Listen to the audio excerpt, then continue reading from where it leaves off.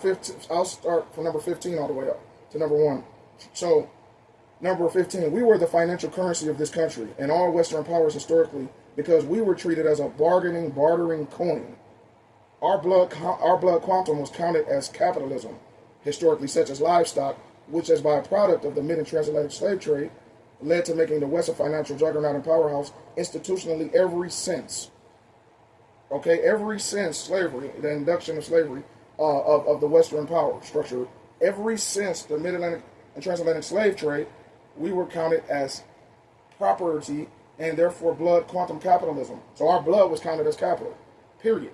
So then, believe it or not, a lot of people are jealous of that. That's why a lot of immigrants hate us, because they hate the position we're in, that we're automatically grounded to the soil of America. You can't deport us anywhere because we're natural here. We're the only group. You can argue us and the red natives who came from the Bering Strait 10,000 to 30,000 years ago, 10 to 25,000 years ago, arguably. You can argue, but the red natives, and I know, because like I said, I have direct indigenous blood. I know what my grandmother used to say. My grandmother used to say that, because she was half red native and half indigenous black.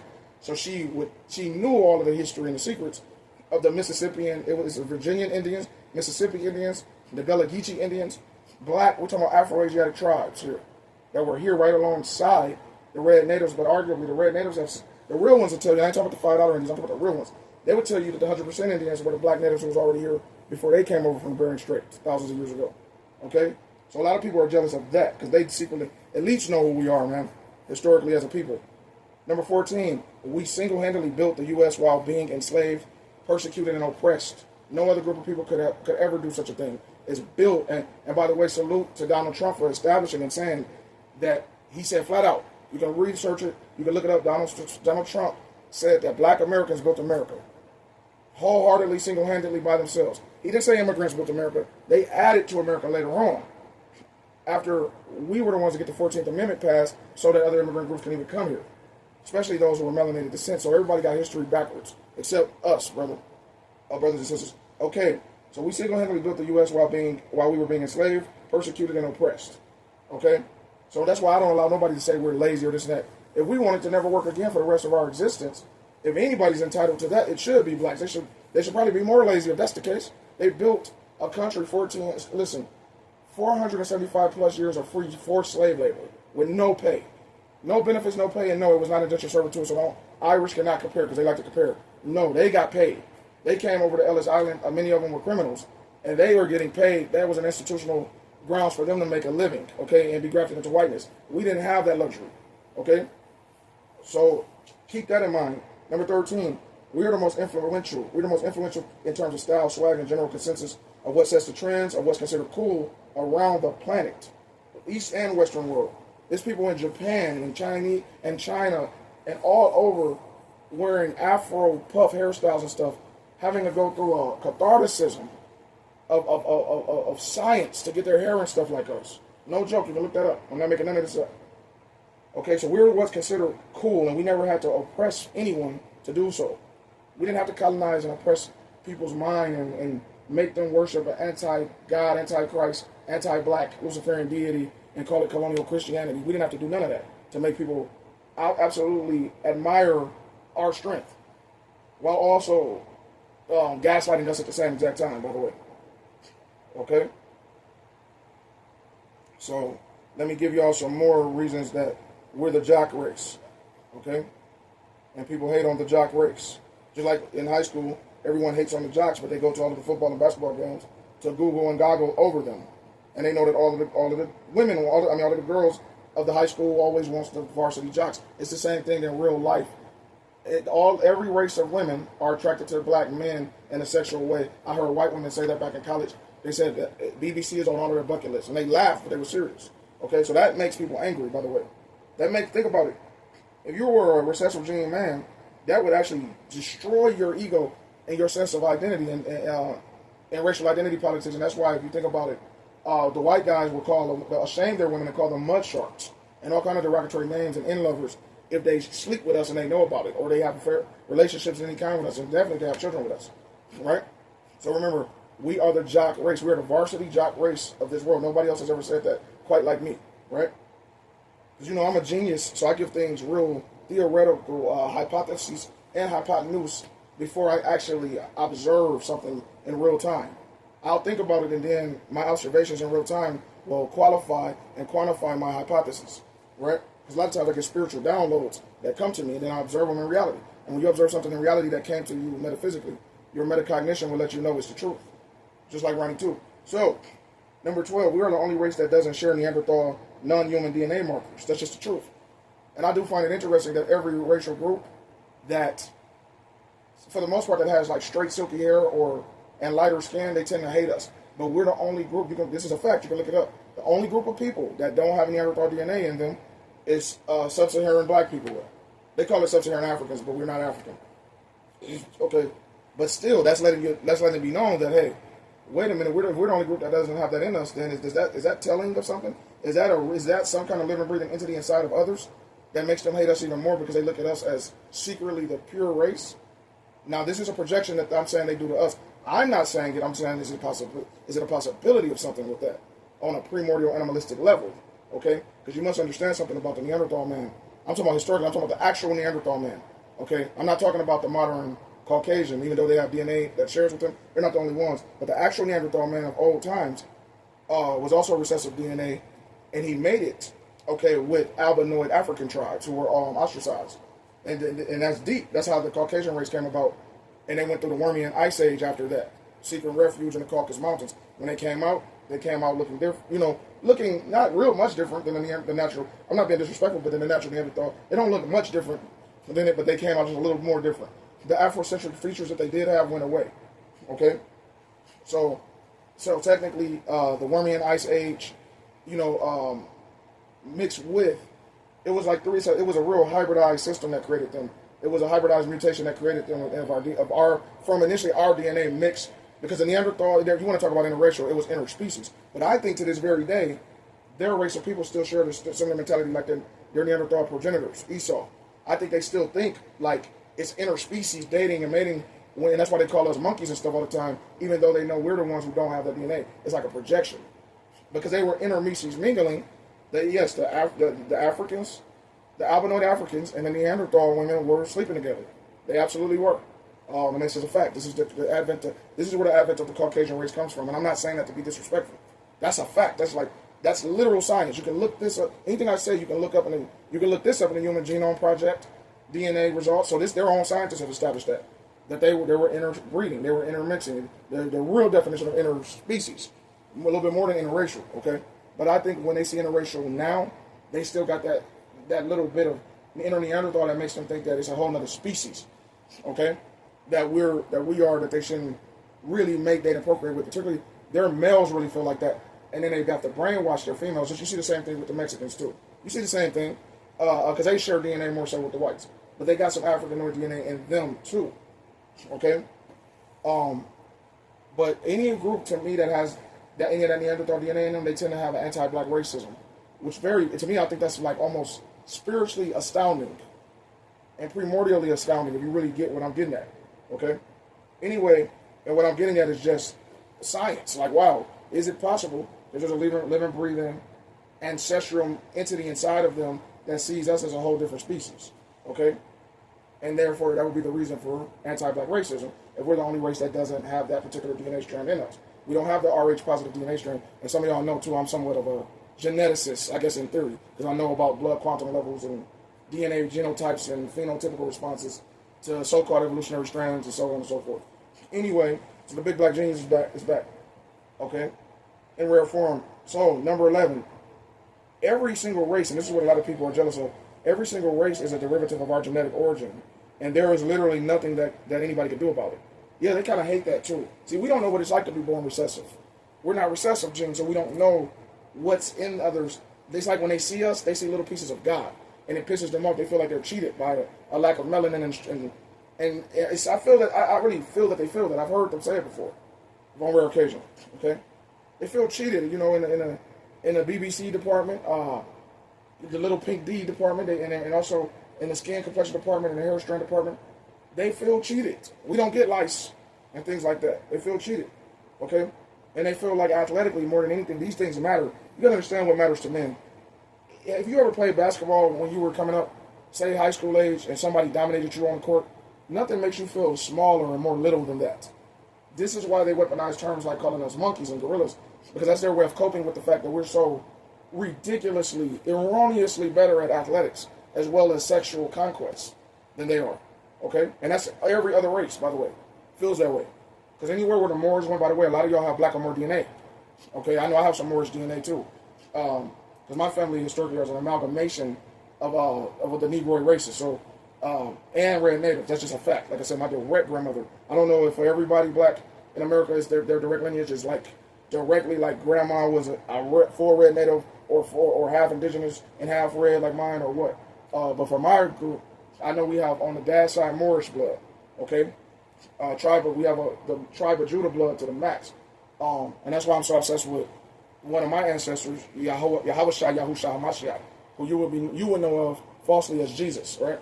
Because I know for a fact the royal priesthood DNA of the tribe of Judah is definitely in my blood, for sure, right? I know that for a fact. Some of my cousins are the Black Nazarene musicians of Jerusalem. People don't even know that there's Black Nazarenes out there, literally. So, anyway, but we're an amalgamation. But a lot of y'all have black or more DNA in you too. And the black Moors were considered royal, man, literally royal. You know how white people say they tease our people, call you we was kangs and queens and shit. They make it, they're projecting. That's their way of coping. Just like calling us primordial creatures that we don't test positive for, but they do. That's coping because we're not the ones go around saying we're kings and queens. It's actually them and their scientists that prove the Nubians, okay, and the pharaohs and stuff were the original Nubian Kemetic people of ancient Egypt. They were all black. Period. Okay, they were. They were Afro-Asiatic people of Kemet. The land of the burnt people was what that was called. Okay, land of the burnt skins is what Kemet was called, and that's Egypt's real name. You mean it's just a fact. Everywhere where the black or Moors went to, they were considered the original royal families. So the black or Moors, they actually populated Europe and colonized Europe for a while, 813 years, if I'm not mistaken. So it's a lot of ancestral memory that a lot of whites and just recessive gene people have towards blacks that a lot of people in the Western world don't know about. That's where a lot of this hatred that they have for us comes from. They know we were royal. They just don't like to tell us. Because if we were, that means we are. We just have to not know it in order to not show it. That's all it is. So they know they can never tell us, but they can mock us like a token of teasing, okay? But anyway, going forward, proceed to more reasons that they hate on us because of our greatness, okay? We are the original man made in the soil. Made in the soil with the soil. Made in the soil with the soul like Adam. Because that's what the Bible says in Genesis. Adam was made of the soil, okay? That is of the ground. That's why we have a mud-like complexion. And that's not a bad thing because that's natural, the soil of the earth. They make you think it's bad, like, oh, dirt. No, the rich soil. Dirt is what's at the top, what everybody walks on, but the rich soil is what grows everything. We got that soil level Adam DNA, okay? Just like Yahweh Shai had. We should always compare ourselves to the Black Messiah, to Yahweh Shai. That's why my brand is Black Messiah. A lot of my clothing is going to be Black Messiah based. All of that, because when you understand that the Messiah, the perfect person ever lived, was surely one of your people tribe, right? Members, one of your people of your DNA. Nobody can tell you nothing. Who can tell you something? And if you know with proof, like I do, know who's going to tell you something. Nobody can tell me nothing. I don't listen to people, even if I'm hearing them. Okay, unless they are of a high vibration. Because I believe in vibrational discrimination. Okay, not racial discrimination, vibrational discrimination. So that means, and that's nothing violent. It's just silently turn my back on anyone, like I used to say on the YouTube days. I still believe in turn your back away from anyone that doesn't have your best interest at heart and doesn't have love in their spirit for you, or at least respect in their spirit for you. They don't have to love you, but at least have some respect in their spirit, for a fellow sentient being. Because not everyone agrees that everybody's human beings, and I can understand that argument from a different perspective, because I don't call everybody human beings either. Some people are mankind. Words matter. They mean something. Okay? But what everybody is a sentient being. Because if you're not a sentient being, you wouldn't be able to have a consciousness or talk. And some people have a lower consciousness than other people walking this planet. And that is what it is. Decode that on your own time. So anyway, and pay attention to soul ties. Number 9, we are also the best dancers in history. The originators of rhythm and blues and soul movements, including the creators of hip-hop, i.e. James Brown, Michael Jackson, even currently Chris Brown, etc., the greats. The ushers of the world were the greats.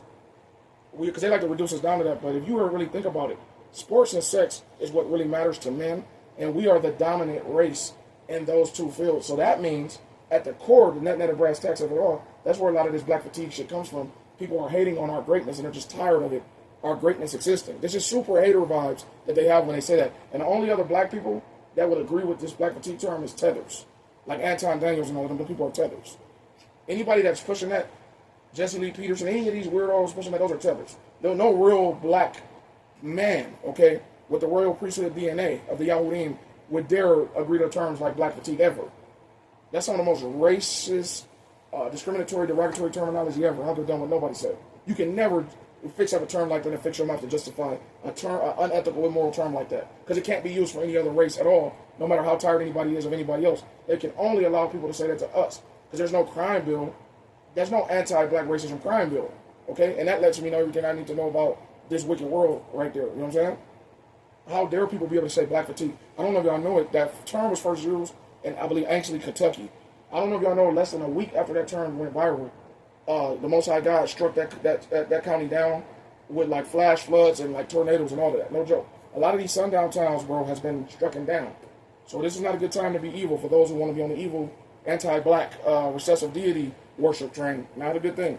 Not because the Most High God is not playing, and He's the one. It's not none of us humans, none of us people, no sentient being. It's the Almighty God that is using nature, using His weather, okay, to get some straightening and some cosmic karma, some spiritual retribution, and He uses the weather to get physical retribution. He uses the weather, okay. He's not going to use a tether. He's not going to use a person. He'll use the weather to do it. Just like the Most High God, Yahuwah, He used the weather. The weather struck lightning on one of these big old oak trees, and that fell on the largest plantation that was in America. Not plantation, but Confederate Museum that was in America, and it destroyed the whole structure. God made an oak tree destroy the whole structure completely, gone. All of that memorabilia of that evil racist shit gone, and like that in one lightning strike and a tree fall. Another thing He did, the largest plantation that was still considered a tourist attraction, oddly enough, He made that burn on fire from like a wildfire. Okay, God uses the weather to get His vengeance for His people. So this is not a good time at all, okay, to be racist. One of the most racist parts of Michigan flooded and got some tornadoes and all of that. All kind of craziness happened right after a lot of their races, I believe, showed on YouTube. About a month and a half ago. So God is not playing. It's not a coincidence, okay? Also, some have said there were some racist people that were on boats, and the lake of Lake Lanier washed them up, okay? Once again, that's God's doing the weather, the turbulence of the weather, okay? And what's good about that, in my opinion, is that's God's doing, not trying to be evil like the racist, recessive supremacists who do evil physical things. That's evil to do. I never encourage anyone to ever do anything violent. I encourage people to pray. Pray. Get in touch with your hoodoo and root work. And when I say hoodoo, not to be mistaken, not voodoo, okay? Because I believe that root work, what you call hoodoo, I believe root work hoodoo is a biblical thing. I believe when you look at imprecatory prayers, I don't know why they call them imprecatory, that's a heck of a name, but I believe in imprecation prayers like King David did, okay, in the Bible, and Yahushua the Christ did, and many others, the sons of Korah. These prayers that was done, even Moshe, which is Moses' real name, all of their names were different than what they all taught in the Western world. Okay, colonial Christianity is based on the slave Bible. The real Christianity is like root work and hoodoo is spiritual. Okay, it's all about the cosmic retribution and spiritual poetic justice system of God. Okay, and the ancestors doing the work, and when they're proud of us, they avenge us with the spiritual justice, and they utilize the weather system. That's how God does it. It's the geomagnetic storm fronts and stuff like that. That's God's like stamp of letting you know, hey, son, don't avenge yourselves physically.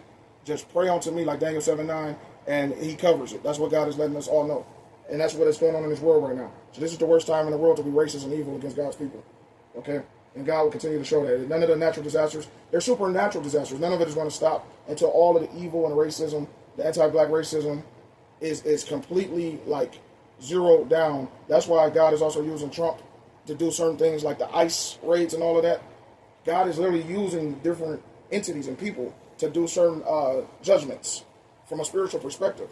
But there's manifestations of physicality that He's using with those entities. Okay, dark principalities and all of that. God knows how to use the left and right hand, okay, of judgments and balance.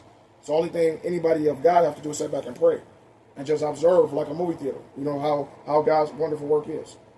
Because see, they can't lock God up. That's why man is not to do anything physically violent or anything like that. You're supposed to just pray and stay away from evil.